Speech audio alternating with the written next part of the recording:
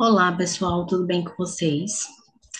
Primeiro eu quero começar agradecendo pela comissão organizadora do evento, né? Desejar um bom evento a todos, que vocês possam aproveitar ao máximo dessa e de todas as outras palestras, é, que vão vir, né? E que já passaram por aqui. Eu participei do evento anterior, né? Falando um pouquinho sobre acidente vascular cerebral, que é meu campo, né, de atuação, minha área de pesquisa, desculpe, dos últimos anos. E hoje a gente vai falar um pouco sobre o método Pilates, né, que é um recurso, uma técnica que eu já venho utilizando desde o início da minha formação, né, desde 2011, tá? Num contexto de pacientes que parece inovador, mas tem uma demanda reprimida muito grande e que é um campo de atuação a ser desbravado. Tá? Então, eu intitulei para esse segundo Congresso Brasileiro de Educação e Saúde, como tema Método Pilates e sua aplicabilidade na reabilitação visual. Tá? Eu falo aqui de Aracaju, e aí eu vou começar me apresentando, tá? Então, eu me chamo Daniele, sou fisioterapeuta de formação, né? Me formei lá em 2012. De lá para cá, a gente vem fazendo cursos, né? Formações, capacitações que são para melhorar a nossa performance enquanto atuação, né? Para dar o melhor, oferecer aí o melhor em termos de atendimento, de condução da nossa terapêutica frente ao nosso paciente, tá? Sou mestre em saúde e ambiente, tenho residência em clínica da pessoa e da família e algumas outras formações, inclusive o próprio Pilates. Então, quando eu comecei, é, o Pilates era apenas como se fosse uma formação técnica, né? Os profissionais ainda estavam tendo, né? E tinha relativamente pouco tempo que tinha chegado ao Brasil. Os profissionais eles estavam tentando entender, desde a grade, né, curricular do curso, era uma formação de poucos meses. Hoje o Pilates está desbravando aí as mais diferentes áreas, né, de atuação, não só para fisioterapeutas, mas educadores físicos e bailarinos, cada um dentro da sua área, né, de atuação, provocando e provando que o Pilates ele é um recurso importante, interessante, que tem aí efeitos assim benéficos, promissores, tanto na prevenção até na recuperação de pacientes, tá? Então, a gente vai falar um pouco desse cenário aí que é dado para essa palestra de hoje. Então, antes de começar a minha fala, eu declaro que eu não possuo nenhum tipo de conflito de interesse quanto às informações transmitidas nessa apresentação.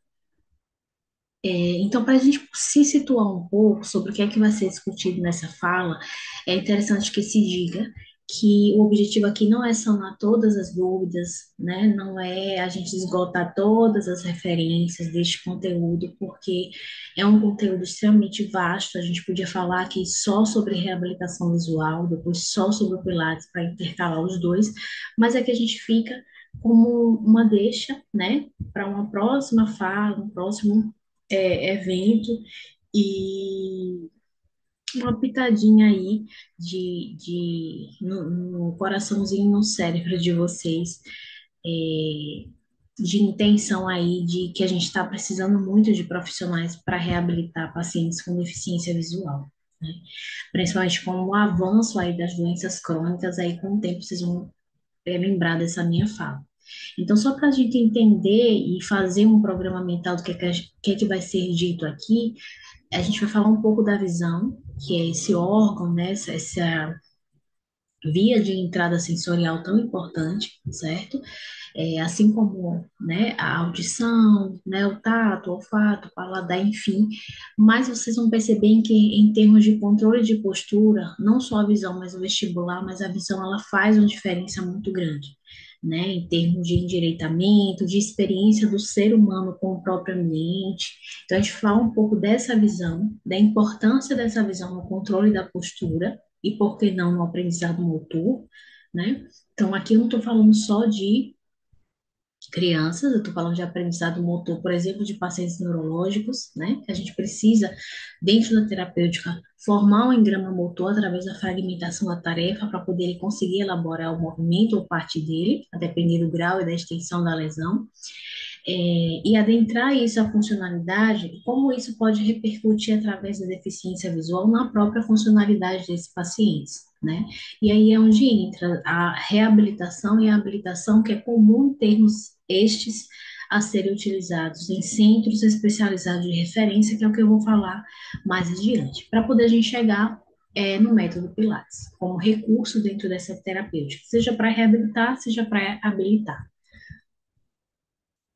Então, gente, como eu falei anteriormente, o objetivo daqui não é esgotar todas as informações, todas as referências possíveis, mas eu gosto muito de trabalhar com esse livro de controle motor de Shumon Koch, né? É um livro que é,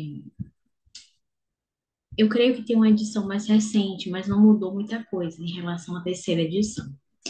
E é um livro assim de cabeceira, né? E não é só para a área de neurologia, né? Para todas as áreas, porque dá para a gente uma expertise muito grande de engrama motor, né? De teorias de aprendizagem do controle motor, dá para a gente ferramentas lá de neurofisiologia que a gente consegue utilizar na nossa prática diária. Então, é um livro que eu já indico para vocês, tá?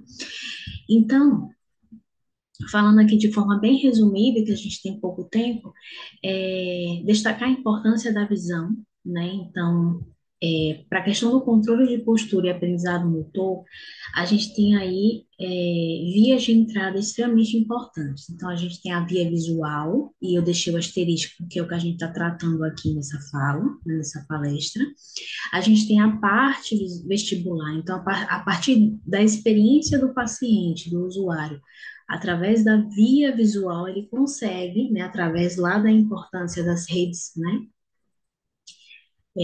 cruzadas lá na base do cérebro, a importância do cerebelo, do quiasma óptico, para que essa imagem ela seja interpretada e provoque uma ação a nível efetor do sistema músculo-esquelético. Essa é a importância primária da visão, né? É o enxergar, né? A experiência do paciente com o meio, tá? A questão vestibular, então, não só a parte da audição, mas a parte dos canais semicirculares, que tem importância fundamental no movimento e posicionamento da cabeça, do reendireitamento, endireitamento e a questão do equilíbrio também, né? Depende muito desse sistema, tá? E a parte somatosensorial, que são as terminações nervosas, né? O músculo, órgãos de Golgi, né? Pacini, dentre outros, né? Que a gente chama na parte podal, os captores podais são extremamente importantes. Dada a importância, a gente pode dar aqui um exemplo. Por exemplo, um paciente que tem uma neuropatia diabética, que a gente tem uma deficiência nesses captores, né, nessa sensibilidade da face plantar aí. Então, o paciente ele vai ter uma marcha diabética, né? A minimização da informação sensorial desses impulsos sensoriais nervosos, entre outras, né, deficiências com a avançada idade, o paciente tem uma marcha mais lenta, não apoia completamente a planta do pé sobre o solo. Então, aí é só alguns poucos exemplos, né, para destacar a importância da integração de todos esses sistemas para manter o sujeito em equilíbrio, em ortostase, nas mudanças de postura, para desempenhar as suas tarefas, as suas funções. Então, é todo um contexto, todo um conjunto que esse livro aí, ele é extremamente interessante, aí eu indico para vocês. Aí eu vou minimizar para não atrapalhar a visualização, daqui a pouco eu volto. Então, gente, falar um pouquinho aqui da questão da cegueira e o controle postural, né? Eu trouxe exatamente a configuração do texto, que é para vocês poderem, quem tiver interesse, tirar print e depois dar uma lida. Então, o que é que as referências elas mostram, pessoal? Que crianças portadoras de deficiência visual, aqui eu estou falando de crianças entre 3 e 9 anos, com o aumento da idade ocorre uma redução da oscilação corporal.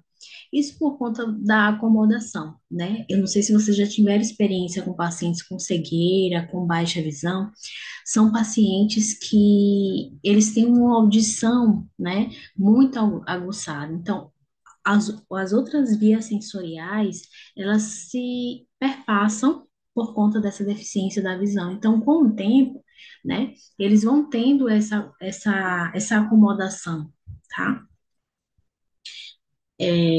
Crianças que não têm a deficiência visual, há uma maior oscilação do corpo com a privação da visão. Isso é muito comum da gente observar e não precisa ser criança, não. Os pacientes adultos da nossa reabilitação visual que adquiriram a deficiência da visão com o tempo, já na idade avançada, ou idade adulta, ou enfim, pré-adolescência, enfim, eles têm uma dificuldade maior em se adaptar ao novo contexto de vida. Estou falando em relação à cor, ao movimento, ao deslocamento, do que aquelas que já nasceram cegas, entendeu? É isso que a referência quer trazer.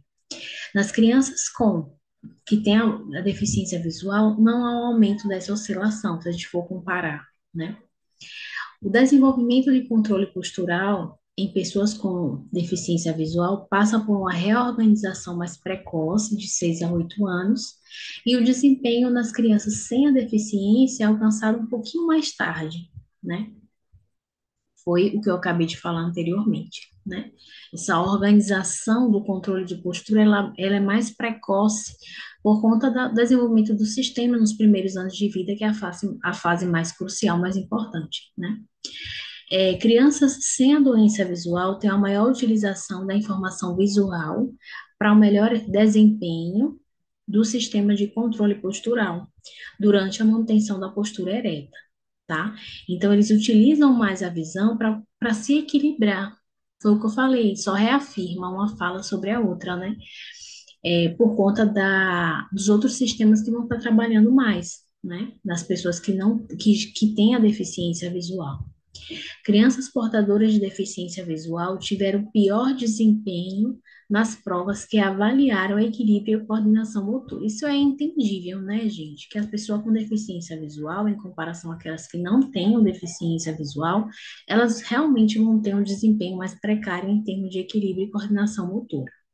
Já a população mais adulta, entre 19 e 24 anos, pessoas cegas, né, elas tiveram mais rápido tempo de reação gerado pelo deslocamento da plataforma em translação para frente e para trás, mas não para rotação. Aqui são os estudos de biofeedback com plataformas de equilíbrio. Então, eles mostraram que pacientes adultos, mais adultos cegos, ele tem um tempo de reação um pouco mais rápido para antero-posterior, mas para rotação não. Então, por isso que muitos pacientes, eles têm histórico de queda, muitos pacientes com deficiência visual, né, têm histórico de queda, por conta desse atraso nessas oscilações, para reendireitar em termos de postura e equilíbrio, sobretudo nas rotações. Os sujeitos que enxergam equilibram-se por mais tempo quando comparado com os sujeitos com deficiência visual. Isso também fica fácil de se compreender. E não há diferença entre cegos congênitos daqueles com perda de função adquirida em termos de equilíbrio. Então, sempre que eu leio uma referência, e uma boa referência, mesmo sendo uma boa referência, eu faço as minhas ressalvas e as minhas críticas, pesando também pela prática clínica. Então, com o tempo, gente, aqui está dizendo que não há diferença entre cegos congênitos e a cegueira adquirida em termos de equilíbrio. Então, se a gente pensar na fisiologia do envelhecimento, uma pessoa com o avançar da idade, ele já vai apresentar os déficits de equilíbrio da próprio avançar da idade, né? Então, aqui ele não deixa claro na referência desse artigo se é uma comparação inter ou intragrupo. Porque se for no mesmo grupo de cegos, é entendível que ao longo do tempo não há diferença em termos de equilíbrio, a não ser por conta dos processos de senescência e senilidade, né? E por conta também da justificativa de acomodação dos outros sistemas ao longo do tempo.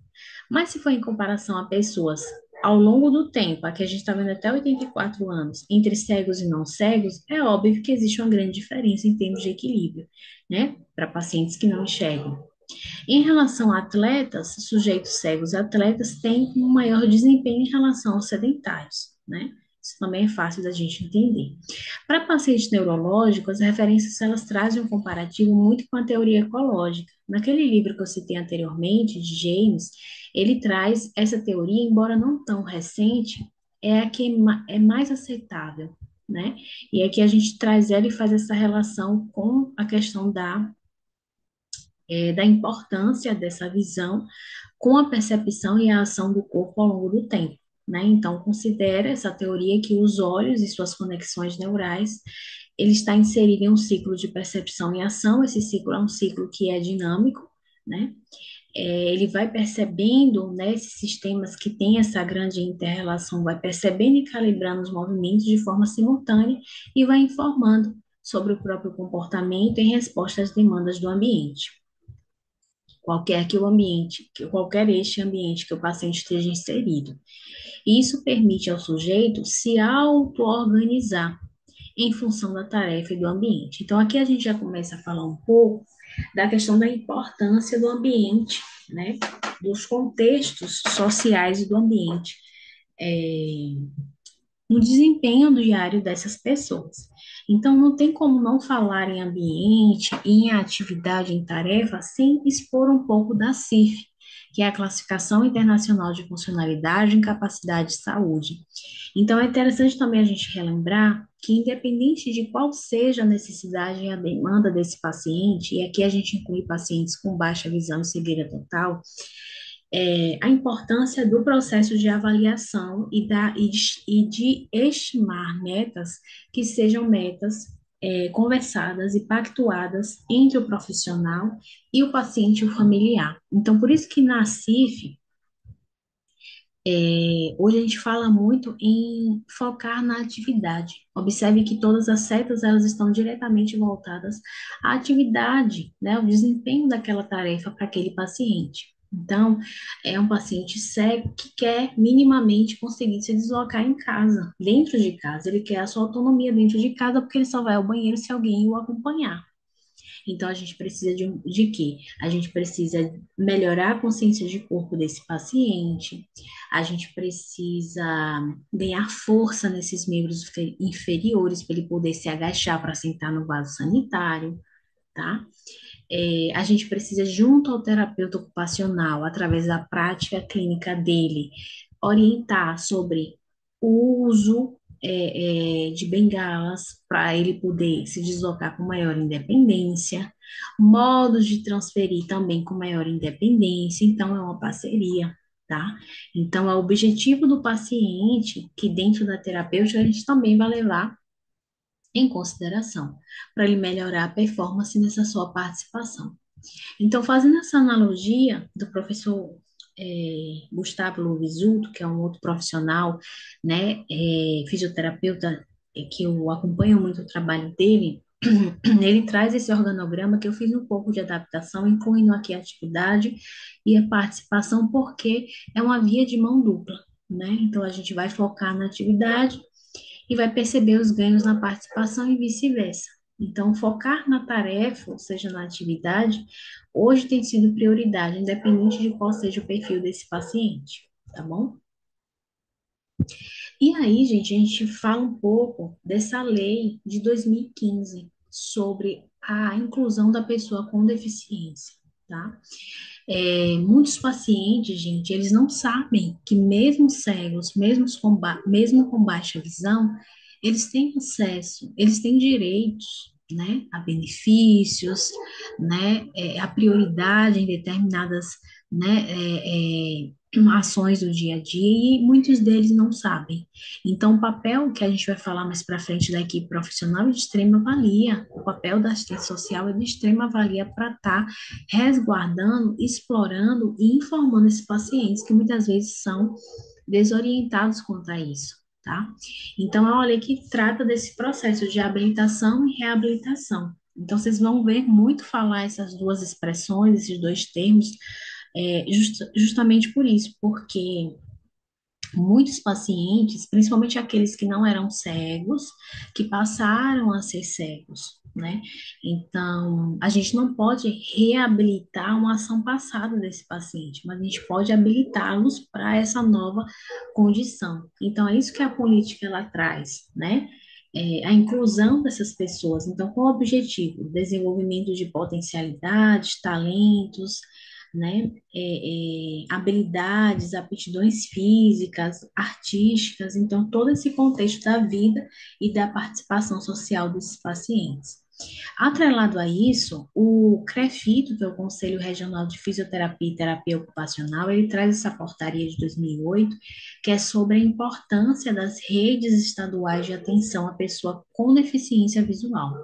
E ela foi muito resultado desse movimento, né, entre a Política Nacional de Saúde da pessoa portadora de deficiência, é, associada à Política Nacional de Atenção em Oftalmologia e as redes, tanto do Estado como das regiões de atenção em oftalmologia. Então, a parceria aí mobilizou o CREFITO a dizer, poxa, a gente precisa, enquanto fisioterapeuta e terapeuta ocupacional, é, alertar os nossos profissionais que esses pacientes eles precisam de um suporte e que a gente tem essa formação técnica para isso, né?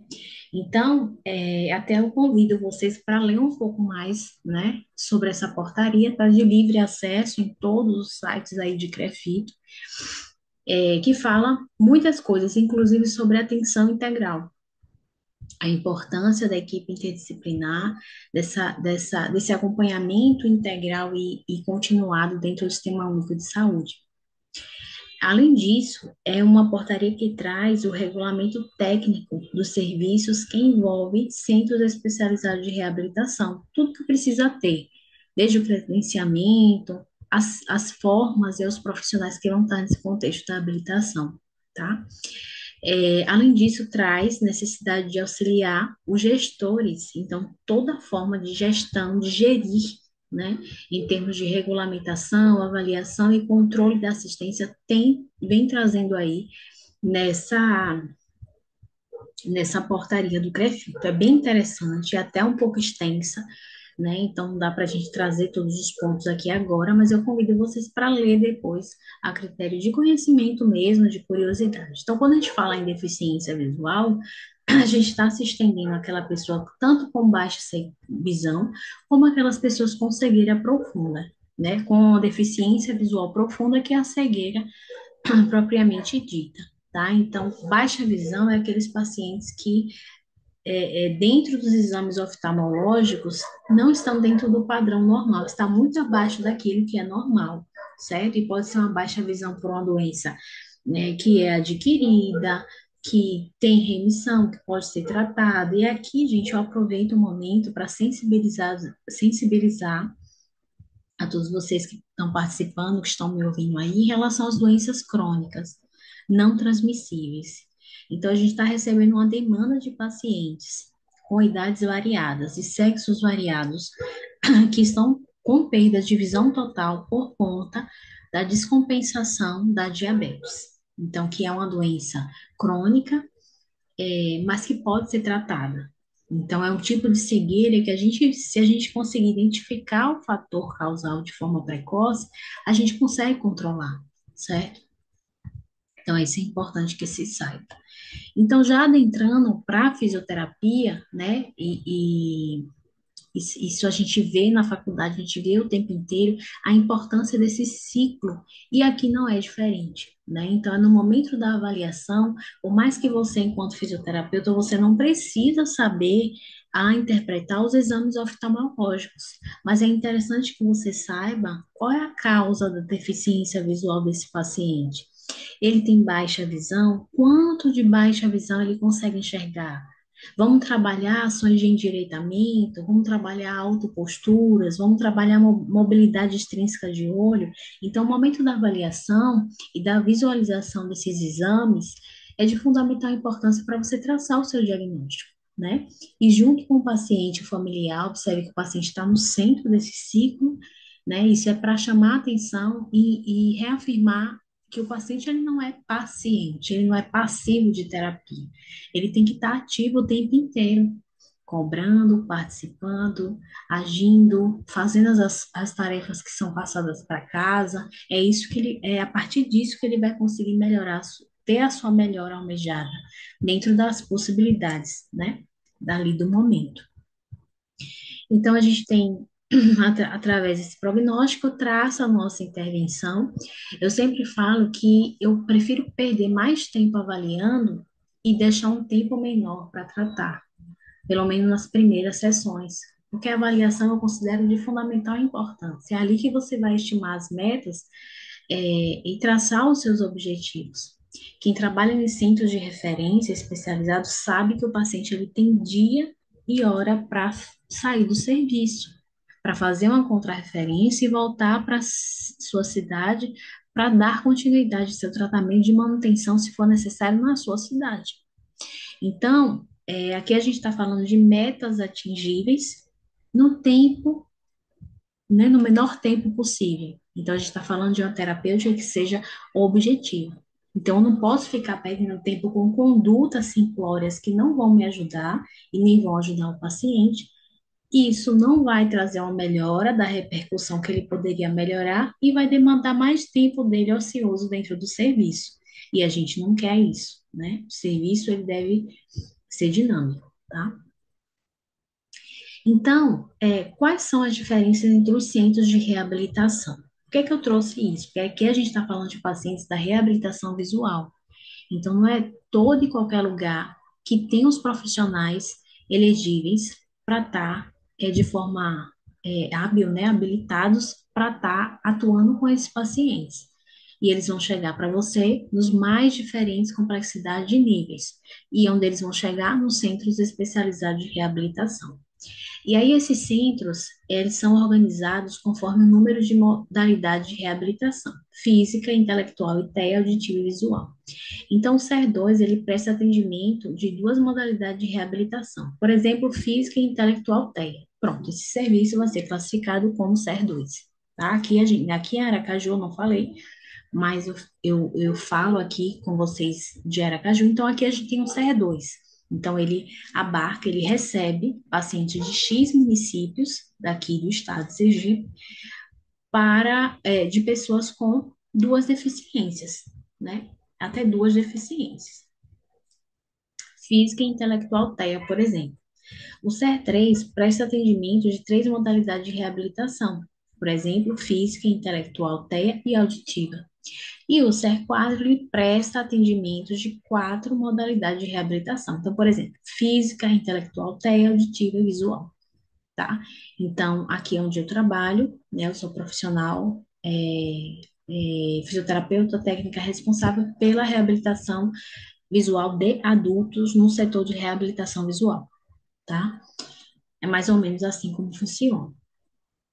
Então, serviços de reabilitação visual são aqueles que atendem as pessoas com deficiência que têm impedimentos, seja eles temporários, permanentes, progressivos, regressivos ou estáveis, intermitentes ou contínuos de natureza visual.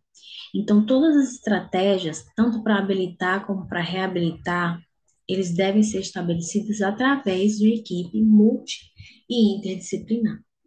Então, isso é de fundamental importância. É um grande desafio, sobretudo a comunicação interprofissional e o estabelecimento de metas em grupo, mas é o que faz a diferença e melhora os desfechos em curto espaço de tempo, de acordo com as complexidades das demandas dos pacientes que chegam para o serviço de reabilitação. E aqui, só para vocês entenderem mais ou menos como funciona, né, os caminhos que levam o paciente, por exemplo, a um serviço especializado de reabilitação de até quatro deficiências, né, necessidades, demandas, né? Então, o paciente ele vem pela regulação, através, né, da UBS, ele vem pela regulação, e aí tem os critérios de elegibilidade para ele, né, entrar no serviço. Se ele preencher esses critérios, sim, ele entra no serviço, tá? E aí, entrando no serviço e preenchendo esses critérios, ele vai passar por um acolhimento, né? Então, ele passa por um processo de triagem nesse acolhimento. Isso é feito de forma semanal, gente, vários pacientes chegam, né, na semana aí de vários municípios. Aqui no CER4 de Aracaju, ele recebe pacientes de até 72 municípios, tá?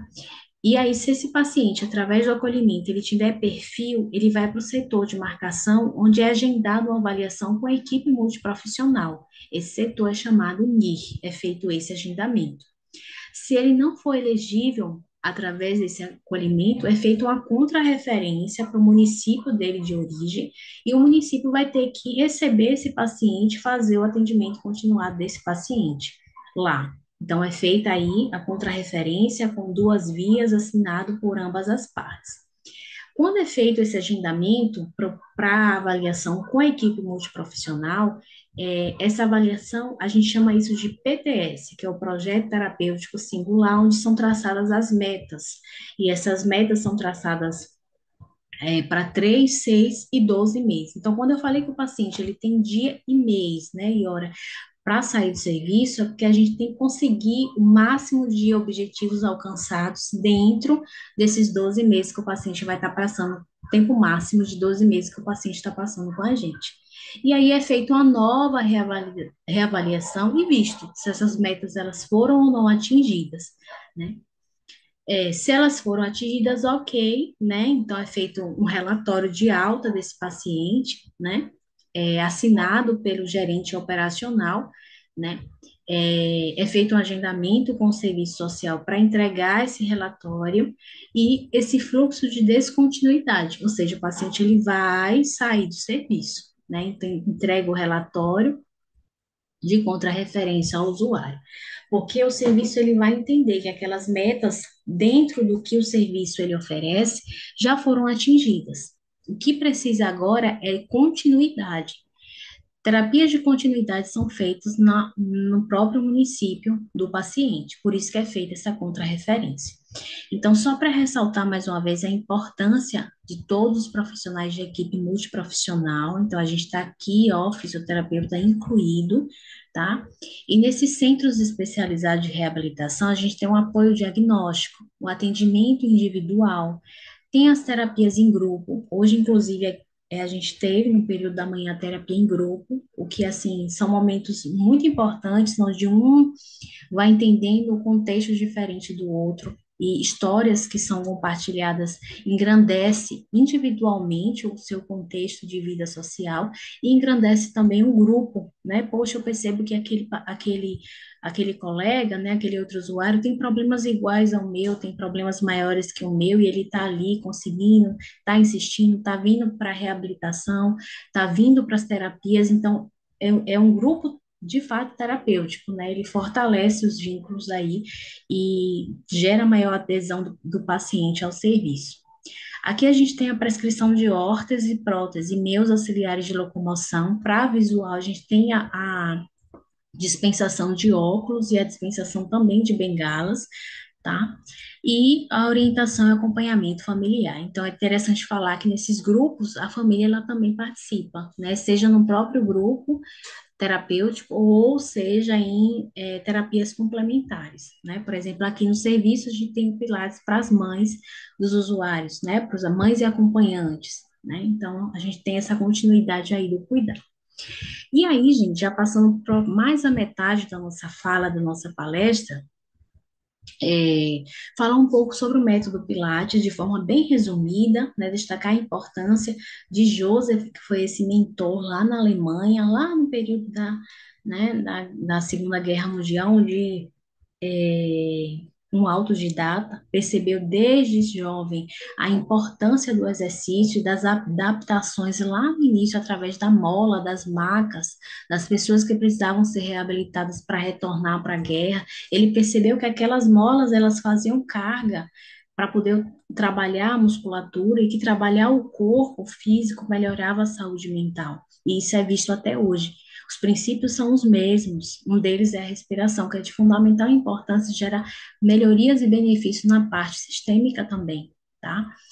E são vistos até hoje. Claro, com várias adaptações em relação aos exercícios, né, em termos de clássico, né, o que eu uso aqui hoje são os exercícios clássicos do Pilates, com algumas adaptações por conta da necessidade da demanda dos pacientes, tá? Mas a gente tem o Pilates contemporâneo, com exercícios que são, né, mais de performance, a dificuldade também é maior. A importância da avaliação, então, além da avaliação, como eu falei para vocês, clínica desse paciente, entender o contexto desse paciente, né, o contexto de vida real, muitas vezes eu peço para o familiar acompanhar, principalmente quem tem cegueira total, às vezes eles têm uma baixa autoestima, né? Eles não querem falar dos seus contextos, então o familiar ali ele se sente mais seguro para expor um pouquinho isso para a gente. É interessante que a gente saiba para a gente conseguir melhorar, né, ainda mais aí esse contexto deles. Então, essa avaliação é de fundamental importância também. Mas eu também faço a avaliação postural. Aí eu sempre explico para os pacientes, né? A ideia de fazer a avaliação de postura não é trazer a sua postura ao que mais, alinhamento 100%, ao melhor alinhamento.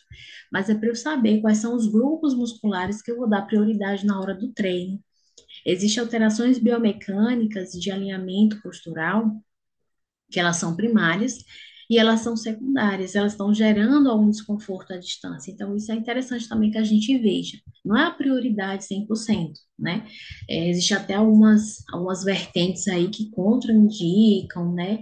Tem esse revolucionário aí que não é interessante se fazer isso, mas eu priorizo porque tem dado certo, é interessante, eu consigo clinicamente ter bons resultados e eu posso, né, de antemão, por conta disso, sugerir aqui para vocês. A gente vai ver um pouco da aplicabilidade de forma bem, né, por cima. A gente poderia passar horas e horas falando aqui de como fazer adaptações, como estimular mais as extremidades, né? A gente poderia ter uma aula só sobre comando verbal, e foi por isso que eu coloquei essa imagenzinha para vocês. O paciente com baixa visão e cegueira total, a gente não vai conseguir fazer o exercício, demonstrar um exercício e depois pedir para ele fazer. Então, nosso comando verbal, a nossa orientação vai ser muito mais importante e necessária nesse momento, além do estímulo tátil. Então, eu sempre, quando vou conduzir algum exercício com algum paciente, eu sempre explico: olha, a gente vai estar trabalhando tal músculo, eu preciso que você segure dessa forma, essa barra da torre, né, essa barra de pés do reformer, esse pedal da cadeira, né, então. Eu sempre vou estar dando esses comandos para que ele consiga até melhorar a sua consciência de corpo, que é o que a gente também quer, tá? E aí, falando da avaliação postural, aqui a gente vê, né, traz a imagem de várias alterações, né? Então, paciente com baixa visão, deficiência visual, ele tem várias demandas, não só ortopédicas e neurológicas, como a gente vai ver. Então, infinitos biotipos que justificam para a gente, é, ou nos dizem muita coisa, né? A questão da postura. Então, esse é um paciente jovem, diabético, né? Diabetes avançada, descompensada, cegueira total recente há 2 anos. Então, é um paciente que tem uma escoliose importante, a gente vê aqui com a gibosidade, e a gente pode solicitar exames complementares para melhorar esse diagnóstico e até para dar um respaldo para a gente na hora da alta e fazer um bom relatório, isso também é muito interessante, certo? Questão da flexibilidade, da mobilidade, de coluna também, isso vai repercutir na função e na autonomia desse sujeito no dia a dia também. Esse aqui é um caso é, de um paciente que eu avaliei, acho que foi a semana passada, ele tem um tipo de distrofia rara, né? Não vou lembrar agora o nome, mas ele tem contrações e espasmos esporádicos, né? E que são desencadeados com o estado emocional dele também, e que ele tem uma visão subnormal, na verdade ele não enxerga cores, ele enxerga tons diferentes de cinza, né? Então faz parte dessa doença, essa síndrome rara que ele tem. E aí ele está lá com a gente agora. Então, pacientes com retinopatia, né, com descolamento de retina, sem perspectivas de vida, sem expressar suas potencialidades, suas qualidades por conta da própria deficiência e da negação disso também. Então, são vários perfis de pacientes que chegam para a gente. Aqui a gente destaca a importância do comando verbal e do estímulo tátil, que eu falei para vocês anteriormente. Então, eu não vou poder estar demonstrando o que eu quero que esse paciente faça, mas eu vou dar o meu comando verbal e, através de posicionamento de estímulo tátil, eu vou conseguir alcançar aquele meu objetivo, tá? Aqui também é para mostrar a questão dos vários acessórios que eu incluo dentro da terapêutica. Então, os exercícios tradicionais do Pilates, a gente tenta implementar eles com um acessório a mais para estar desafiando o paciente nas diferentes instabilidades de superfícies, né, dando a ele essa experiência. Isso vai repercutir nos desafios do dia a dia, né? Parece simples, mas faz diferença para eles, tem um grau de dificuldade, né? Essa paciente aqui é uma paciente que teve um acidente automobilístico, ela tem uma paresia no membro inferior esquerdo, então a gente faz também um trabalho de sensibilização e descarga de peso. Se necessário for, a gente faz o uso de acessórios para a gente melhorar essa postura no exercício e com o ganho de mobilidade e flexibilidade, a gente vai retirando esses acessórios. Paciente com histórico de CA e com histórico de infecção viral, que culminou na perda da visão.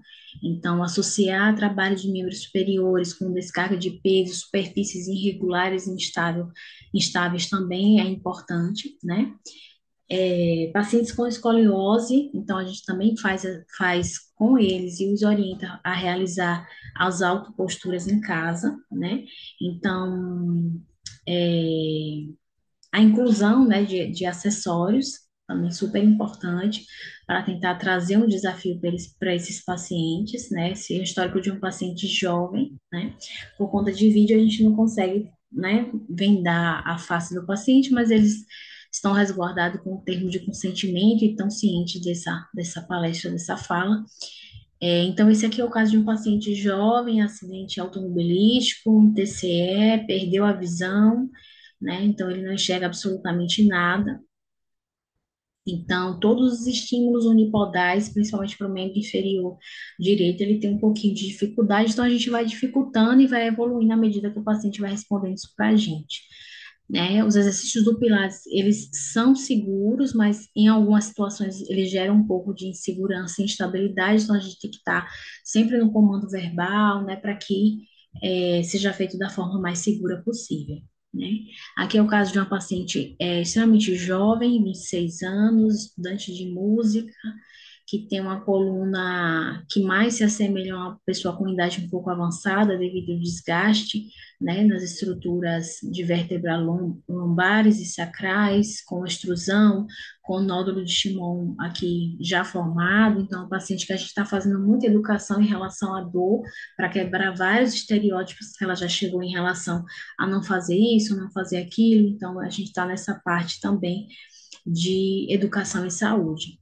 É, exercícios de mobilidade, de flexibilidade, sempre incluindo, né, acessórios de alcance. Então, eram pacientes que não se abaixavam, né, não faziam rotação de tronco pela insegurança, ou por déficit mesmo de equilíbrio que a gente está conseguindo conquistar aos poucos, né?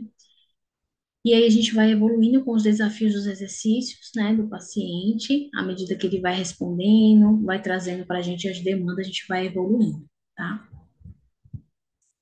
E aí, gente, já próximo ao final, eu vou trazer esse vídeo para vocês. É de um paciente relativamente jovem, né, 38 anos. É um paciente que teve um histórico de afogamento seguido com um trauma automobilístico. Então, ele perdeu a visão do olho direito e o olho esquerdo ele só tem 15% da visão do olho esquerdo e ele tem a cegueira noturna. Então, na parte da noite, ele não enxerga absolutamente nada. E ele está comigo já há 2 meses, tem melhorado muito, não só na parte de marcha, né, de deslocamento, de rotações do corpo, como a gente viu que as rotações é mais difícil para pacientes com baixa visão, a gente viu lá no início da aula, e melhorou também a questão da autoestima. Hoje é um paciente que tem o seu relacionamento, né? Por conta da autoestima, é um paciente que está fazendo dança, então ele tinha vergonha, né? Voltou para academia, então eu vou passar o vídeo dele e depois eu retomo a minha fala.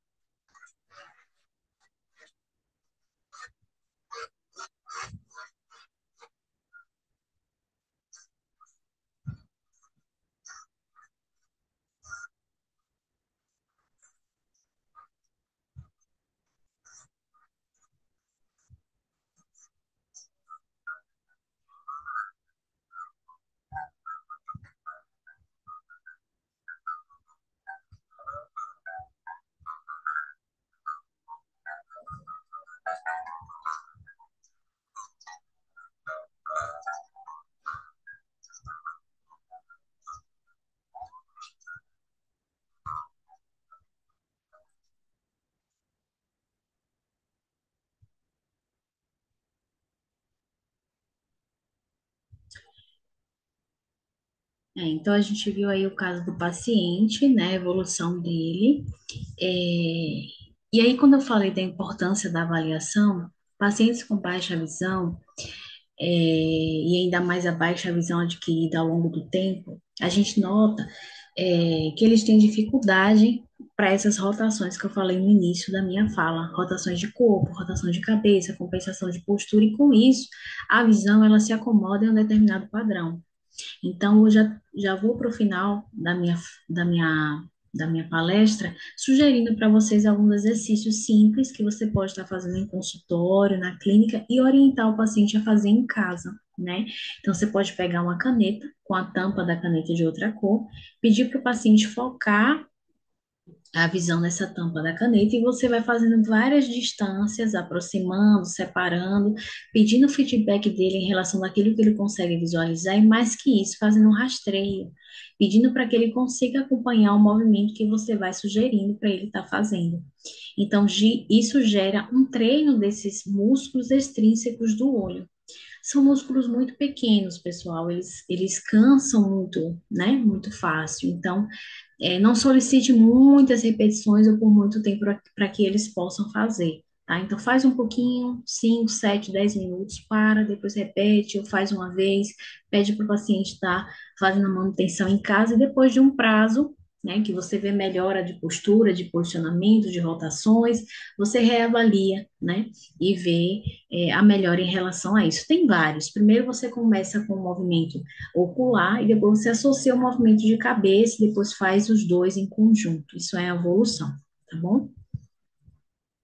E é isso, pessoal. Já vou findando aqui, né? Eu espero que vocês tenham gostado, de algum modo eu tenho contribuído com o conhecimento de vocês. Aproveitem o evento, aproveitem os profissionais que vão passar ainda por aqui. Agradeço mais uma vez a atenção de todos, né? E a oportunidade de estar participando. É, essas são as minhas redes sociais, então lá no Instagram eu sempre posto, né, algum artigo, algum atendimento que possa ajudar aí no desempenho de vocês, tá bom? Então, deixo aqui os meus agradecimentos, e a gente se vê muito em breve.